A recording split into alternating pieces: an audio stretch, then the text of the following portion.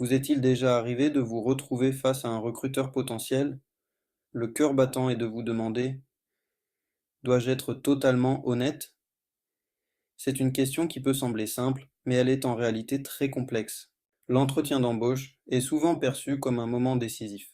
Il peut ressembler à un champ de bataille entre authenticité et désir de faire bonne impression. D'un côté, nous voulons montrer notre véritable personnalité, nos compétences réelles et notre passion pour le poste. De l'autre, nous sommes tentés de polir notre image, d'exagérer nos réussites et de minimiser nos échecs. Chaque candidat, à un moment ou à un autre, a ressenti cette tension entre vérité et embellissement. C'est une expérience universelle, partagée par des millions de personnes à travers le monde. Il s'agit de trouver un équilibre, de naviguer entre l'honnêteté brute et la présentation stratégique de soi-même. C'est une question qui hante les candidats depuis des générations.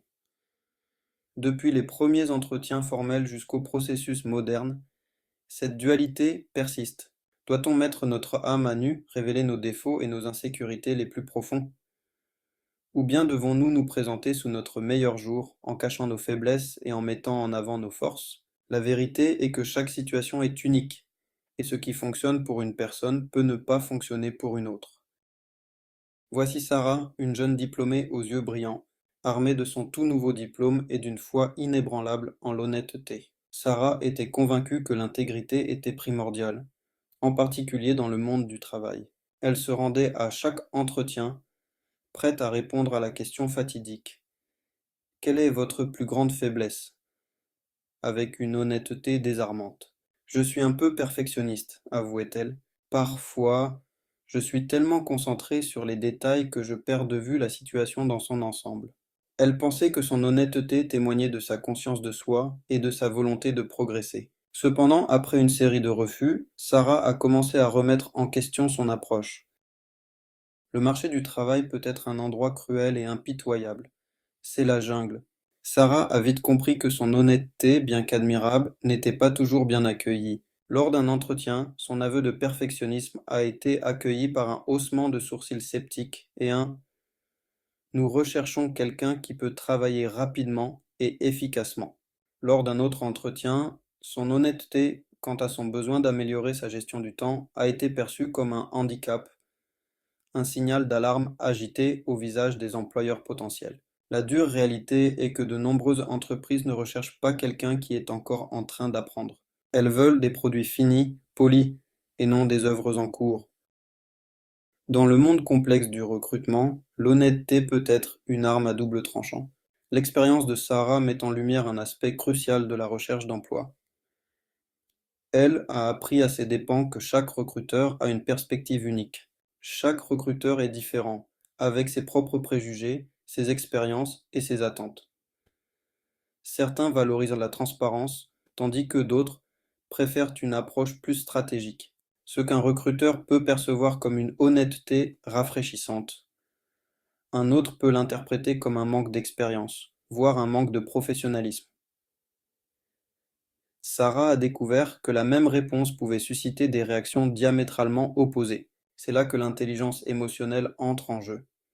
L'intelligence émotionnelle permet de naviguer dans ces eaux troubles avec finesse et discernement. Il ne s'agit pas seulement d'être honnête, il s'agit d'être intelligent dans la façon dont on se présente. Sarah a appris à ajuster son discours en fonction des signaux qu'elle percevait. Il s'agit de savoir lire entre les lignes, de comprendre la culture de l'entreprise et d'adapter ses réponses en conséquence.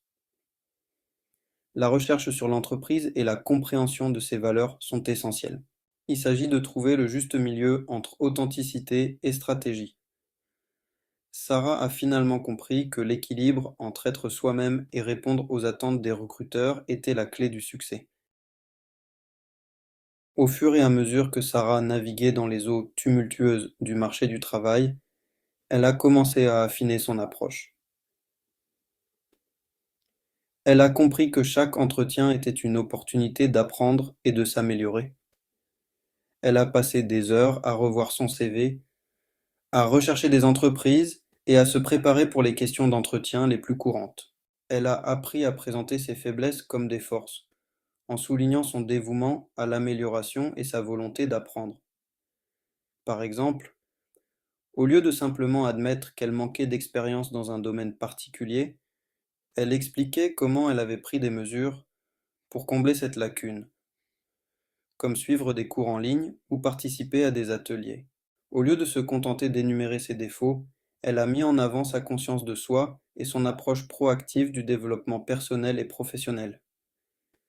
Elle a partagé des exemples concrets de situations où elle avait identifié une faiblesse et travaillé activement pour la surmonter, montrant ainsi sa capacité à évoluer et à s'adapter. Elle a appris que l'honnêteté n'a pas besoin d'être brutale, elle peut être nuancée et stratégique, en étant transparente sur ses défis tout en montrant comment elle les abordait. Elle a pu établir une connexion authentique avec ses intervieweurs. Cela a non seulement renforcé sa crédibilité, mais a également montré qu'elle était prête à grandir avec l'entreprise.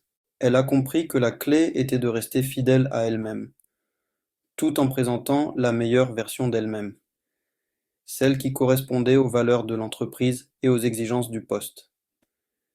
En fin de compte, Sarah a réalisé que le succès dans les entretiens ne résidait pas seulement dans la préparation, mais aussi dans la capacité à se montrer sous son meilleur jour, tout en restant authentique et aligné avec les attentes de l'entreprise. Que pouvons-nous apprendre du parcours de Sarah? Tout d'abord, soyez toujours authentique. On repère un imposteur à des kilomètres. Soyez sincère, soyez vous-même, mais n'oubliez pas que la salle d'entretien est une scène et que vous présentez une performance soigneusement travaillée.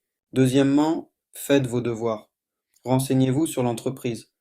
Comprenez sa culture et adaptez vos réponses en conséquence.